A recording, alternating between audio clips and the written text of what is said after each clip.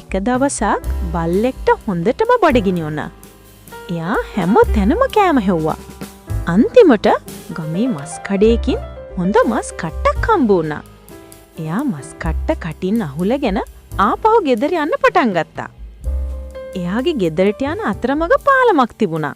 පාලම දිගේ ඇවිදගෙන යනකොට වතුරේ එයාගේ ප්‍රතිබිම්බය දැක්කා. බල්ලා හිතුවේ වතුරේ මස් කැට්ටක් තියාගෙන තවත් බල්ලෙක් ඉන්නවා කියලා. එයාට අනිත් මස් කැට්ටත් ගන්න ඕන වුණා. ඉතින් එයා Tamanගේම වතුරේ පෙනෙන පරාවර්තනයට බුරන්න පටන් ගත්තා.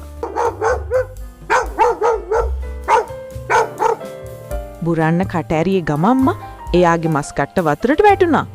කෑදර බල්ලාට Tamanගේම මස් කට්ට නැති වුණා. කතාවේ සදාචාරය කෑදර වෙන්න එපා.